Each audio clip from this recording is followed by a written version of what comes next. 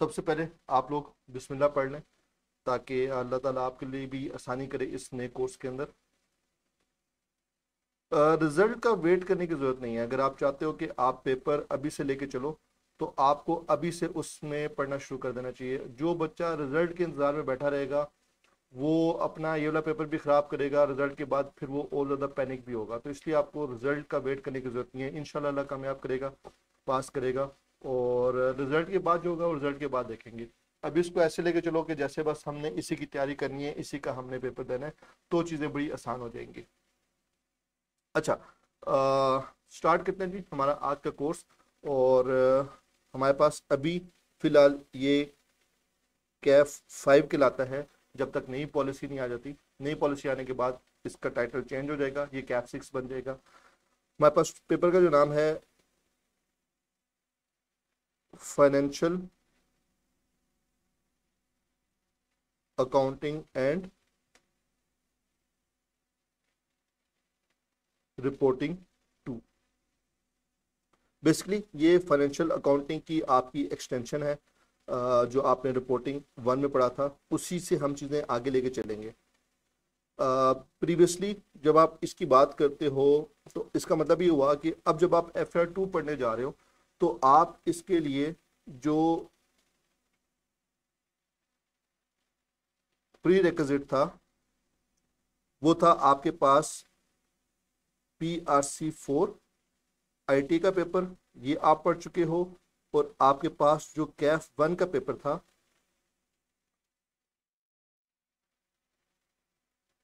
FAR 1, तो ये जो पेपर्स हैं ये आप पढ़ चुके हो। ये आपके प्री रिक्विजिट्स हैं FAR 2 पढ़ने के लिए। तो बहुत से टॉपिक्स हैं जो आपने कुछ IT में पढ़े, बेसिक अकाउंटिंग के कुछ टॉपिक्स आपने जाके डिस्कस किए FAR 1 के अंदर, और हमने वहाँ पे कुछ अकाउंटिंग स्टैंडर्ड्स पढ़े। और बाकी जो हमारा पोर्शन है वो FAR 2 में स्टार्ट होगा। मैं जो सीक्वेंस जो पैटर्न आपको FAR 1 में फॉलो करवाया था एग्जैक्टली वही पैटर्न वही सीक्वेंस मैं आपको FAR 2 में भी फॉलो करवाऊंगा। हमने हमेशा जब मैंने अकाउंटिंग पढ़ाई है तो मैंने पेपर के पॉइंट ऑफ व्यू से अकाउंटिंग पढ़ाई है। पेपर में क्या आना है, किस तरह से आना है, हमने उसकी उस तरीके से तैयारी करनी है। तो फिर इसलिए हमारे लिए फिर बाद में भी चल के आगे चल के जब आपके सामने पेपर आता है तो उस वक्त भी आपको आसानी होती है कि यार हम तो तैयार ही इसके लिए हो के आए हुए हैं। अगर आप सिर्फ कोर्स के हिसाब से लेके चलते रहो और आप कहो कि आखिरी महीने में जाके हम पास पेपर देखेंगे क्या होता है कैसे होता है, तो फिर अब आपका काम खराब हो जाता है। तो इसलिए मेरी हमेशा से आदत है कि मैं आपको पहले दिन से बताता हूँ कि पेपर में क्या आना है, कैसे आना है, किस तरह से आना है, और हम फिर उसी की तरह से तैयारी शुरू कर देते हैं पहले दिन से। मैंने जिस तरह FAR 1 के कोर्स बनाया हुआ था, मैंने टॉपिक में स्प्लिट किया हुआ था, इसी तरह मैं यहाँ पे भी FAR 2 को भी उसी तरीके से स्प्लिट किया हुआ है। इवन जब आप CFAP में जाओगे और आप वहाँ पे जब आगे पेपर को एनालाइज करोगे तो एग्जामिनर ने CFAP के पेपर को भी इसी तरीके से स्प्लिट किया जाता है। सबसे पहले मैंने क्या काम किया, मैंने कैफ 1 के अंदर जो सबसे पहला पोर्शन बनाया था वो मैंने एसिड रिलेटेड स्टैंडर्ड का बनाया था। यहाँ पे भी जो मेरा पहला पोर्शन है वो है आपके पास कोर्स का, वो एसिड रिलेटेड स्टैंडर्ड ही है। लेकिन अगर सबसे पहले मैं पेपर पैटर्न की बात करूं तो यहां पे भी आपके पास पेपर में 2 सेक्शंस बनेंगे जस्ट लाइक FAR 1। एक है आपके पास सेक्शन A और एक है आपके पास सेक्शन B। जो आपके पास सेक्शन A है इसमें एक आपके पास आ जाएगा MCQ बेस्ड क्वेश्चन। ये आपके पास ऑन एवरेज 10 से 11 मार्क्स का पेपर में क्वेश्चन आता है। 10 MCQs होते हैं, बीच में कोई एक आध 2 नंबर का भी आ जाता है। कभी 12 नंबर का दे देगा तो 2 MCQs ऐसे होंगे जो 2-2 मार्क्स के होंगे। तो ये प्योर एक MCQ बेस्ड क्वेश्चन होगा। और फिर उसके बाद यहाँ पे आपके पास शॉर्ट क्वेश्चन आएंगे। ये जो शॉर्ट क्वेश्चंस हैं ये 7 से 8% मार्क्स वाले क्वेश्चंस हैं। तो ये 10 से 11% मार्क्स आएंगे आपके पास MCQs के। ये तकरीबन 7 to 8% मार्क्स वाले क्वेश्चन हैं। ये कभी कभी 9 नंबर पे भी चला जाता है, लेकिन 8 नंबर ऑन एवरेज उसकी ये शॉर्ट क्वेश्चंस हैं। सेक्शन B उसी तरीके से आपके पास लॉन्ग क्वेश्चंस पूछा जाएगा। ये आपके पास 18 से 20 मार्क्स के लॉन्ग क्वेश्चंस हैं। नॉर्मली वो 3 लॉन्ग क्वेश्चंस लाजमी पूछता है। उसके अलावा अगर वो चाहे तो किसी ना किसी एक को मर्ज करके, 2 शॉर्ट क्वेश्चन को मर्ज करके कंबाइन लिख देता है। वो 15 नंबर का सवाल बना देता है, एक पार्ट 7 नंबर का, एक पार्ट 8 नंबर का। होते वो शॉर्ट क्वेश्चन ही हैं, आपको परेशान करने के लिए वो थोड़ा सा उसको सवाल को बड़ा कर देता है, रहता वो शॉर्ट क्वेश्चन ही है। तो ये आपके पास टोटल पेपर के अंदर ये सवाल है जो आपके पास FR1 का पैटर्न था। अगर मैं इसको एग्जाम पॉइंट ऑफ व्यू से डिस्कस करूं, कोर्स एज पर आई कैप पेपर, मैंने इस कोर्स को FAR2 के कोर्स को आई कैप के पेपर के पॉइंट ऑफ व्यू से उसी तरीके से कैटेगराइज किया। FAR1 में जो मैंने पहली कैटेगरी बनाई थी वो मैंने एसिड रिलेटेड स्टैंडर्ड की बनाई थी। यहां पे भी जो मेरे पास पहली कैटेगरी है वो है एसिड रिलेटेड स्टैंडर्ड्स। यहां पे जी मशहूर जमाना स्टैंडर्ड IAS 16 की कजन टॉपिक है IAS 38 इंटेंजिबल एसेट्स। ये कजन टॉपिक है IAS 16 का, कॉपी पेस्ट हुई टॉपिक है। हमने जो चीजें IAS 16 में ऑलरेडी पढ़ चुके हैं वो दोबारा नहीं पढ़नी, वो अब आप पढ़ चुके हो, मुझे उनके अलावा बात करनी है। IAS 16 में आप cost model, revaluation model use किया करते थे। IAS 38 में भी हम cost model, revaluation model use करेंगे। तो मैं यहाँ पे बैठ के आपको कॉस्ट मॉडल या रिवोल्यूशन मॉडल नहीं पढ़ाऊंगा। हाँ, हम उसकी प्रैक्टिस जरूर करेंगे, जो इश्यूज आ रहे होंगे उसको डिस्कस करेंगे, कहीं मसला होगा वो एक्सप्लेन भी करूंगा, लेकिन यहाँ पे मैं उससे हट के बातें करूंगा जो अदर देन कॉस्ट मॉडल या रिवोल्यूशन मॉडल, या वो बातें जो हम IAS 16 में डिस्कस कर चुके हैं उनको छोड़ के जो नई बातें हैं जो इस स्टैंडर्ड से रिलेटेड है वो डिस्कस करेंगे। तो अब FAR2 में बहुत सी ऐसी चीजें आएंगी जो आपने FAR1 में कहीं ना कहीं पढ़ चुके हो, उनकी यहाँ पे हम डिस्कशन नहीं किया करेंगे। वो एक मेरी इम्प्लाइड बात होगी कि आपको ये आता है, हम उससे आगे की बात करेंगे। हाँ, कहीं पे मसला आता है, कहीं चीज समझ नहीं आ रही, क्वेश्चन सॉल्व करते हुए कहीं पे प्रीवियस नॉलेज के अंदर कोई इशू आता है, तो वो हम साथ साथ क्लास में डिस्कस करेंगे, उसको मैं साथ साथ एक्सप्लेन भी कर दिया करूंगा। तो ये हमारा टॉपिक है IAS 38 का। इसके साथ हमारे पास मशहूर ज़माना टॉपिक है IFRS 16 लीजेस का टॉपिक है। ये बड़े मजे का एक टॉपिक है लीजेस का, और पहले ये टॉपिक हुआ करता था IAS 17 के नाम से, लेकिन 2019 के बाद से अब ये IFRS आ चुका है लीजेस। इसके अंदर कुछ चेंजेस हुई थी, उसको हम देखेंगे। फिर हमारे पास टॉपिक आता है IFRS 9 फाइनेंशियल इंस्ट्रूमेंट्स। ये वाला पोर्शन आप पहली बार पढ़ने जा रहे हो। आपने फाइनेंशियल एसेट, फाइनेंशियल लायबिलिटीज के ऊपर डिस्कशन अभी तक नहीं की हुई। ITA में तो हमने खैर डिस्कस ही नहीं किया था, FAR1 में भी हमने इसको खास ज़्यादा डिस्कस नहीं किया। FAR2 में कुछ चीज़ें स्टार्ट होंगी और इसकी जो असल कहानियां हैं, जो असल मसले मसाइल हैं, वो आप जाके CFAP में डिस्कस करोगे IFRS 9 के ऊपर। तो ये जो अभी FAR2 लेवल के ऊपर ये टॉपिक है, ये बहुत आसान टॉपिक है और इसका हमेशा शॉर्ट क्वेश्चन ही आता है। इस बार भी शॉर्ट क्वेश्चन ही आया इसका। और फिर लास्ट में आपके पास आता है IAS 41 एग्रीकल्चर। ये जो आपके पास पहला पोर्शन है एसिड रिलेटेड स्टैंडर्ड का, इसके मेरे पास मैंने यहाँ पे 4 टॉपिक इस कैटेगरी में रखे हैं।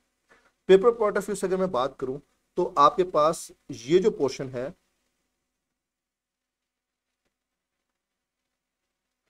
इस पोर्शन में से पेपर में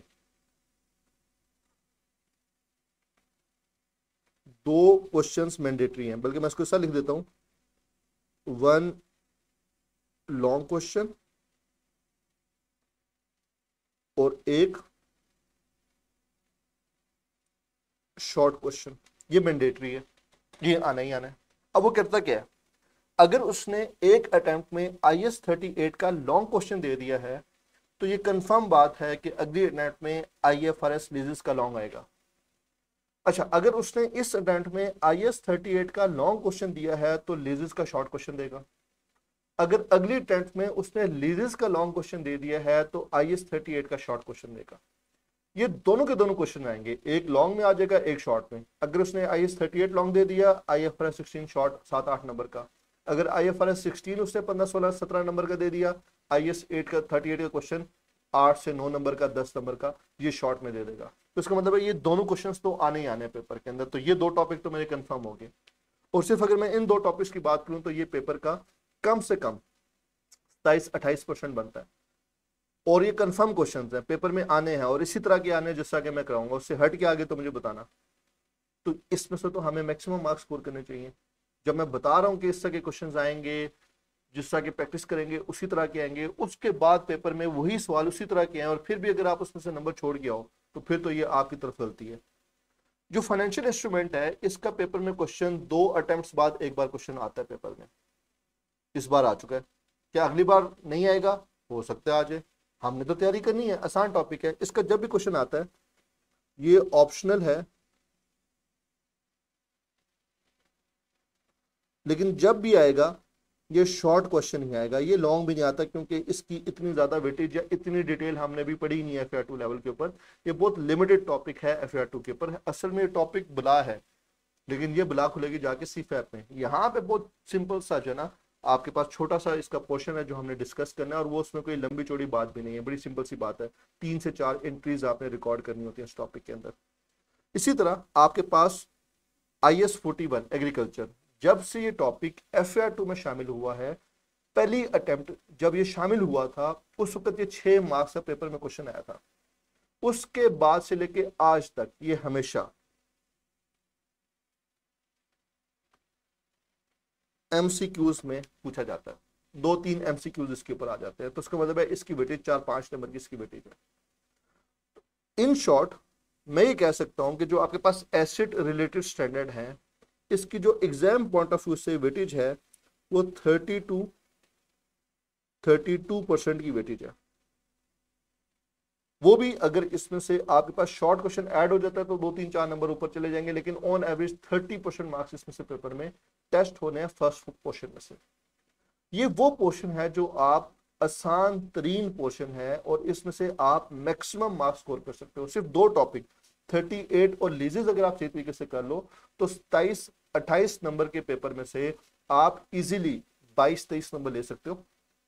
इसका मतलब ये हुआ कि अगर मैं इसमें से 22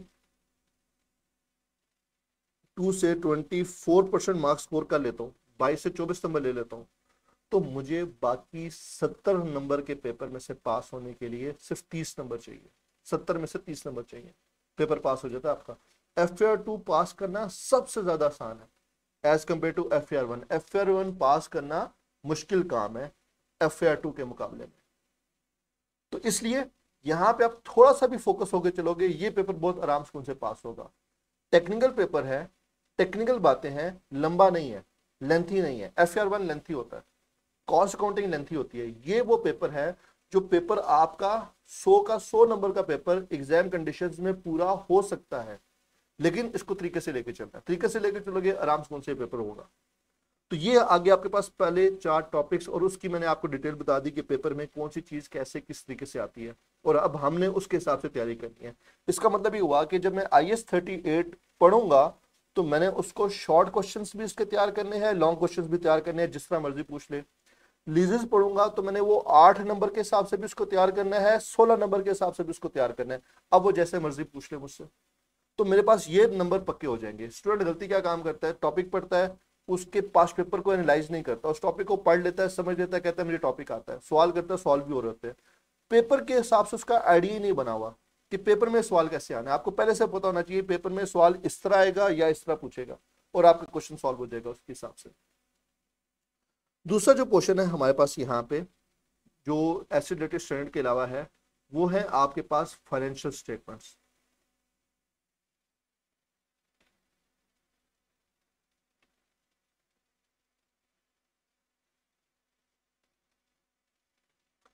अच्छा, फाइनेंशियल स्टेटमेंट्स में यहाँ पे मशहूर जमाना टॉपिक,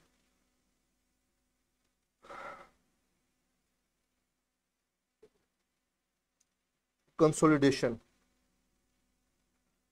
कंसोलिडेशन का टॉपिक है जी, ये आपके पास ये एक लॉन्ग क्वेश्चन पेपर में हमेशा आता है। और इसके साथ साथ आपके पास मर्ज होता है एसोसिएट्स। ये जो टॉपिक है कंसोलिडेशन और एसोसिएट्स का, इस टॉपिक की अगर मैं आई कैप वेटेज के हिसाब से बात करूं तो इसमें से आपके पास एक लॉन्ग क्वेश्चन पेपर में बनता ही बनता है। ये आपके पास 16+4% में लिख रहा हूं। ये 16+4 क्यों लिख रहा हूं? 15-16 नंबर, ये जो 18 से 20 नंबर का सवाल आता है, इसमें 15 से 16 नंबर, 17 नंबर होते हैं आपके पास कंसोलिडेशन के। 3 से 4 नंबर की जो वेटेज है वो एसोसिएट्स की है। एसोसिएट की आपकी एक एडजस्टमेंट होती है, उसके 3 से 4 नंबर है आपके पास एसोसिएट के एडजस्टमेंट के। तो ये 18, 19, 20 नंबर का एक लॉन्ग क्वेश्चन मैंडेटरी आता ही आता है। इस बार उसने क्या काम किया, उसने इस क्वेश्चन को स्प्लिट कर दिया, दो पुस्से बना दिए। एक 10 नंबर का थ्योरेटिकल कंसेप्ट पूछ लिया कंसोलिडेशन के, और वो बहुत आसान थे। उसने घुमाया है क्वेश्चन के अंदर, और ये बहुत अरसे बाद उसने ये हरकत की है, लेकिन उसने 10 नंबर का कंसोलिडेशन का क्वेश्चन एक थ्योरी बेस्ड कंसेप्चुअल कर दिया, कुछ कंसेप्ट लिखे और बताया कि इसकी कंसेप्ट एक्सप्लेन करो, अकाउंटिंग ट्रीटमेंट एक्सप्लेन करो। आसान था, मुश्किल नहीं था, आदत नहीं थी, यूज नहीं थे बच्चे उसको लिखने के लिए, और फिर बाकी उसने न्यूमेरिकल कैलकुलेशन बेस्ड ही रखा उसको। तो ये एक क्वेश्चन मैंडेटरी है, पेपर में आता ही आता है। अच्छा, इसके बाद जब आप बात करते हो कंसोलिडेशन की और एसोसिएट्स की, तो इसके साथ फाइनेंशियल स्टेटमेंट्स का एक टॉपिक है IAS 1।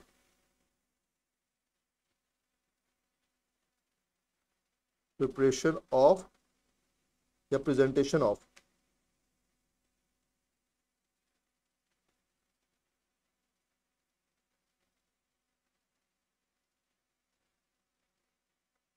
Financial statements. ये जो क्वेश्चन है ये ऑप्शनल है।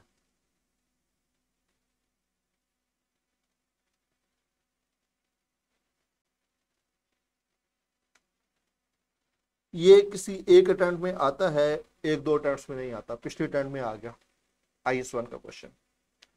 इसके अंदर आपको statement of comprehensive income, statement of financial position और statement of changes in equity, ये 3 स्टेटमेंट्स हैं, वो आपको बनाने को दे सकते हैं। वो मर्ज करता है इस टॉपिक को किसी ना किसी के साथ। कभी वो इसको IFRS 8 के साथ मर्ज कर रहा होता है, कभी वो इसको मर्ज कर रहा होता है आपको जाके IAS 12 के साथ मर्ज कर रहा होता है। तो ये ऑप्शनल क्वेश्चन होता है, किसी अटेम्प्ट में आएगा, किसी में नहीं आएगा। देखो, पेपर के पॉइंट ऑफ व्यू से ना हमें सबसे पहले फोकस करना है उन क्वेश्चंस के ऊपर जिनका मुझे कंफर्म है कि ये तो पेपर में आना ही आना है, इसके ऊपर तो कोई चॉइस ही नहीं एग्जामिनर के बाद। तो पहला मेरा टारगेट वो है। फिर मैंने जाना है ऑप्शनल क्वेश्चंस की तरफ। यार ये मेरे जो पक्के कुछ सवाल हैं जिसने आना ही आना है वो तो हो गए, वो तो कंफर्म हो गया, साइड पे कर लिए मैंने। अब वो टॉपिक्स हैं जो ऑप्शनल है, कभी आते हैं कभी नहीं आते, उसमें से हमने प्रैक्टिस सॉल्व करना शुरू करनी है। तो इसलिए मैं इसको सेग्रीगेट भी करके बता रहा हूँ आपको इसके साथ। अच्छा, फिर आपके पास यहाँ पे एक और टॉपिक आता है IFRS 8। ये IAS 8 नहीं है, IFRS 8 है। इसको आप लोग बोलते हो ऑपरेटिंग सेगमेंट्स। छोटा सा टॉपिक है, स्मॉल छोटा टॉपिक है। ये भी आपके पास ऑप्शनल होता है, एक अटेम्प्ट में आता है, एक में नहीं आता। इस अटेम्प्ट में नहीं आया, मोस्ट प्रॉब्ली अगली अटेम्प्ट में क्वेश्चन आना ही आना है। शॉर्ट क्वेश्चन है, 7-8 नंबर का पेपर में सवाल आता है। आपने कुछ ऑपरेटिंग सेगमेंट्स बनाने होते हैं, आसान सा मजे का सवाल है, कोई लंबी चौड़ी इसमें कहानी नहीं है। तो ये 3 टॉपिक मैंने बना दिए आपके पास। तो ये जो मैंने लिखे हैं 2 ऑप्शनल, इनसे एक सवाल, इन 2 ऑप्शनल में से एक सवाल आता है। कभी IFRS 8 आ जाता है, कभी IAS 1 आता है, कभी इन दोनों को मिक्स करके एक सवाल बना देता है। इस बार IAS 1 आ चुका है, मोस्ट प्रॉब्ली अगली बार शायद IFRS 8 आ जाए। इसकी जो एग्जाम वेटेज है वो भी आपके पास अप्रोक्सीमेटली 27 to 28% की आपके पास इसकी एग्जाम वेटेज है। कंसोलिडेशन का जो सवाल है, मेरी गारंटी है आपको, मेरे बताए हुए वर्किंग्स तरीके पैटर्न को फॉलो करोगे 100% क्वेश्चन ठीक सॉल्व होगा। 20 नंबर का सवाल है, उस 20 में से कोई भी स्टूडेंट अगर प्रॉपरली मेरे साथ चीजों को सॉल्व करोगे, उस सीक्वेंस को लेके चलोगे, उसी तरीके से वर्किंग्स बनाओगे, कोई भी क्वेश्चन हो 20 नंबर में से आपके 18 नंबर तो कंफर्म आने ही आने। इसमें आपको मुश्किल नहीं होनी चाहिए, क्योंकि कंफर्म सवाल है। टोटल 10 क्वेश्चन इसके आप प्रैक्टिस करोगे, एग्जामिनर की एक भी एडजस्टमेंट उससे हट के नहीं आती, क्योंकि उसके पास ऑप्शन नहीं है ना, उसके साथ स्कोप लिमिटेड है। हमारा जो कंसोलिडेशन FR 1 में हम लोग पढ़े हैं वो लिमिटेड स्कोप के साथ पढ़ रहे हैं। जब यही टॉपिक जाएगा FR2 के अंदर, CFAP के अंदर, CFAP के अंदर जब ये कंसोलिडेशन का टॉपिक जाएगा तो फिर उस पर बहुत सी कहानियां हैं, फिर उसमें एग्जामिनर के पास बहुत सी चीजें, बहुत से मार्जिन है इस चीज को पूछने के लिए। यहाँ पे इसका स्कोप बहुत लिमिटेड है, तो उसके पास ज्यादा चीजें हैं नहीं पूछने के लिए, तो वो वही चीजें घुमा फिरा के पूछ रहा होता है। हम क्वेश्चंस करेंगे, आपको आइडिया हो जाएगा। तो अगर आप ये दो टॉपिक्स पर करते हो, साथ आप इसके सिर्फ कंसोलिडेशन करते हो, आपके 40 नंबर यहां से पूरे होते हैं पेपर के अंदर। सिर्फ 3 टॉपिक करके आप पेपर का 40 नंबर पूरा कर सकते हो। तो FR2 में बार बार कहता हूं, पास करना ज्यादा आसान है FR1 के मुकाबले में। एंड पे मैं आपको इसकी पूरी कहानी भी बना के बताता हूं। तीसरा क्वेश्चन जो मैंने रखा हुआ है वो मैंने रखा हुआ है अदर एरियाज। आप जब CFAP का पेपर देखोगे, CFAP के पेपर के अंदर भी एग्जामिनर ने इसी तरह से 3 हिस्सों में स्प्लिट किया हुआ है अपने पास CFAP के रिपोर्टिंग के पेपर को। अदर एरियाज में वो स्टैंडर्ड आ जाते हैं जो अदर देन एसिड डेटेड या फाइनेंशियल स्टेटमेंट्स हैं। इसमें आपके पास मशहूर जमाना स्टैंडर्ड आता है IAS 12, इनकम टैक्सेस। ये आपके पास पेपर में कभी लॉन्ग क्वेश्चन में आ रहा होता है, कभी आपके पास पेपर में शॉर्ट क्वेश्चन में आ रहा होता है। कभी कभी अगर ये शॉर्ट क्वेश्चन में आ रहा है तो इसका कुछ हिस्सा मिलाएगा, साथ इसके IS1 को मिला के एक मिक्स क्वेश्चन बना देगा आपका, तो वो 20 नंबर का सवाल बन जाता है आपका एक। कभी सेपरेट, इस दफा उससे बिल्कुल छोटा सा क्वेश्चन पूछा है इसका, शॉर्ट क्वेश्चन में इस दफा उसने पूछ लिया, तो कभी इसको लॉन्ग में बना लेगा, कभी इसको शॉर्ट में बना लेगा। आसान टॉपिक है, समझने वाला है, समझाते हुए टाइम ज्यादा लगता है, करते हुए ये आसान है। फिर आपके पास टॉपिक आता है IAS 10 and IAS 37 plus IFRIC 1। ये IFRIC क्या होता है, और इसके साथ हमारे पास SIC 32। ये दो कहानियां हैं, SIC 32 और IFRIC 1। ये इंटरप्रिटेशंस हैं, साथ साथ डिस्कस करेंगे क्या होती है। टेंशन लेने की बात नहीं है, छोटे सी एडजस्टमेंट्स हैं, कुछ फर्दर एक्सप्लेनेशंस हैं स्टैंडर्ड के ऊपर। तो IAS 1037 का जो क्वेश्चन होता है, ये हमेशा 2 डिफरेंट स्टैंडर्ड्स हैं, IAS 10 और IAS 37। इनका पेपर में हमेशा कंबाइंड क्वेश्चन आता है। तो इसका नॉर्मली एक आपके पास मीडियम साइज्ड क्वेश्चन होता है। ये तकरीबन 12-13 नंबर का सवाल बनाता है वो, कभी कभी 15 नंबर पे भी जाता है। नॉर्मली ये 12-13 नंबर का सवाल होता है, 3-4 डिफरेंट सिनेरियोज भी होते हैं, और इसमें आपने थ्योरेटिकली आंसर करना होता है। ये थोड़ा सा स्टूडेंट को ट्रिकी क्यों लगता है, स्टूडेंट इसमें स्ट्रगल क्यों करता है, क्योंकि IAS 1037 का जो क्वेश्चन है, इसमें आपके पास जितनी भी एडजस्टमेंट्स होती हैं उसमें लिखा होता है briefly explain the accounting treatment. आपने अकाउंटिंग ट्रीटमेंट लिखनी है, तो स्टूडेंट थोड़ा सा स्ट्रगल करता है जब उसको अकाउंटिंग ट्रीटमेंट थ्योरी लिखनी पड़ जाती है न्यूमेरिकल पेपर के अंदर। तो इसकी हम प्रॉपर प्रैक्टिस करेंगे। इसके मैं आपको क्वेश्चंस के आंसर ड्राफ्ट करके दिखाऊंगा कि आपने थ्योरी को कैसे लिखना है, बुलेट पॉइंट्स के अंदर टू द पॉइंट आपने इसको कैसे लिखना है। तो इसमें स्टूडेंट का सिर्फ एक ही मसला है कि थ्योरी को आपने लिखना कैसे है, वो उसकी हम इंशाल्लाह प्रैक्टिस करेंगे सिनेरियोज के हिसाब से। फिर यहाँ पे एक और क्वेश्चन है IAS 21, foreign currency transaction, foreign exchange transaction.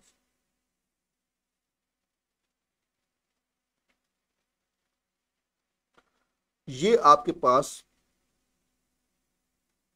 Optional short question है, 5-6 नंबर से ज्यादा का पेपर में क्वेश्चन नहीं आता। कभी कभी इसको मर्ज कर देता है किसी एक और स्टैंडर्ड के साथ, तो वो 12-13 नंबर का सवाल बनाता है, 5-6 नंबर उसके होते हैं, 5-6 नंबर इस पार्ट के बन जाते हैं। तो ये आसान सा एक छोटा सा फॉरेन एक्सचेंज ट्रांजेक्शन है कि आप पाकिस्तान में रहते हुए जब भी किसी फॉरेन करेंसी में ट्रांजेक्शन करोगे, आपने किसी दूसरे मुल्क से उधार लिया फॉरेन करेंसी में, तो मसला ये है कि आपने पाकिस्तान के अंदर जो करेंसी है जिसके अंदर आप ट्रांसलेट कर रहे हो वो रुपीज़ है, और कर्जा लिया आपने डॉलर में या पाउंड्स में। उस डॉलर को जब आप पाउंड में कन्वर्ट करोगे, उसके दरमियान फिर एक कन्वर्जन रेट आएगा। उसके बाद फिर अभी साल के आखिर में आपने लोन रीपे नहीं किया, आपने $1 का उधार लिया था, उस वक्त डॉलर 100 रुपये था, अब साल के आखिर में डॉलर 150 रुपये का हो गया। तो जो 50 रुपीज का इंक्रीज आया है, ये इंक्रीज हमने नया लोन तो नहीं लिया, ये एक फॉरेन एक्सचेंज आपके पास डिफरेंस क्रिएट हुआ है। इसको अब हम किस तरीके से अकाउंट फॉर करेंगे, क्या इसको हम प्रॉफिट एंड लॉस में लेके जाएं, क्या इसको हम उस एसेट या उस लाइबिलिटी के कैसे एडजस्ट करें, ये एक कहानी है जो हमने जाके फॉरेन एक्सचेंज ट्रांजैक्शंस के अंदर डिस्कस करनी होगी IAS 21 के अंदर। तो ये ऑप्शनल क्वेश्चन आता है, कभी पेपर में आता है, कभी पेपर में क्वेश्चन नहीं आता। बड़ा इंपॉर्टेंट टॉपिक जो आपके पास आपकी फिंगर टिप्स के ऊपर होना चाहिए, IFRS 15, revenue from contracts with customers. ये आपके पास एक और मीडियम साइज्ड क्वेश्चन कर दिया। आई के अब थोड़ा सा तेज हो गया ना, वो मीडियम साइज क्वेश्चन बना देता है। मीडियम साइज क्वेश्चन बनाने का मतलब यह है कि वो 2-3 नंबर कम कर देता है। वो 8 नंबर का सवाल नहीं होता, वो 18 नंबर का सवाल नहीं होता, वो 12-13 नंबर का सवाल बना देता है दरमियान में, ताकि वो एक और क्वेश्चन ऐड कर सके, 6-7 नंबर का शॉर्ट क्वेश्चन एक और ऐड कर सके। तो नंबर ऑफ क्वेश्चन बढ़ाने के लिए अक्सर क्या काम करता है, वो वेटेज 2-3 नंबर कम कर देता है 2-3 क्वेश्चन की, और एक 5-6 नंबर का सवाल बीच में और ऐड कर देता है, क्योंकि इसमें ऑप्शन नहीं है उसके पास ज़्यादा। तो वो ये काम करता है अक्सर पेपर के अंदर।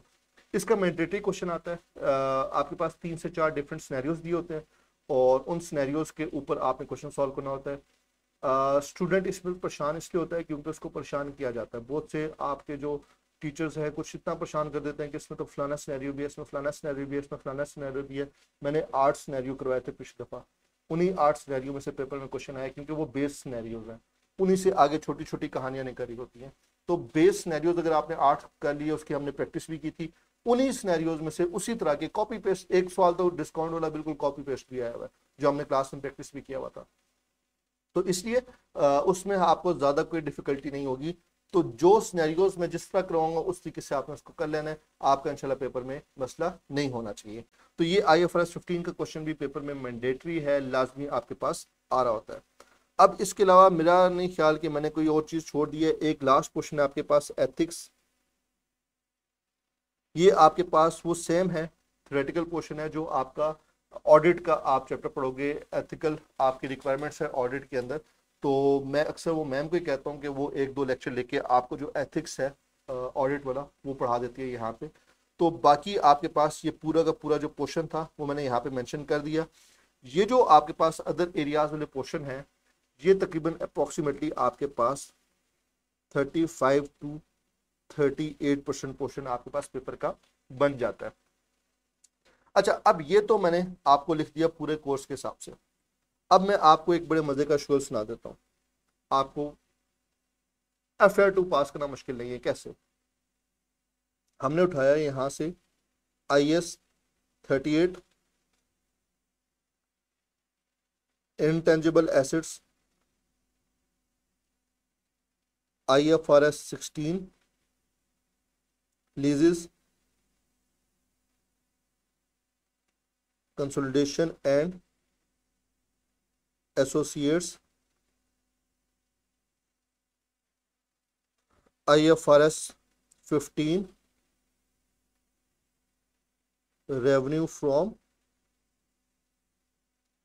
कॉन्ट्रैक्ट्स विद कस्टमर्स, IAS 10 37 और IAS 12। मैंने गिन के टॉपिक उठा लिए। पेपर के अंदर इन दो में से, लीजेस और इंटेंजिबल में से, आपके पास 25 से 27% कंफर्म पेपर में क्वेश्चन आते हैं। कोई भी 5 पेपर उठा के देख लो। कंसोलिडेशन 18 से 20 मार्क्स,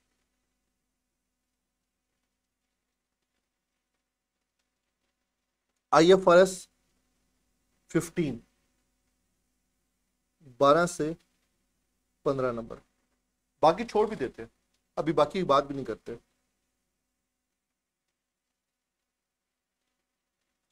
आपके पास ये कितने मार्क्स बन रहे हैं?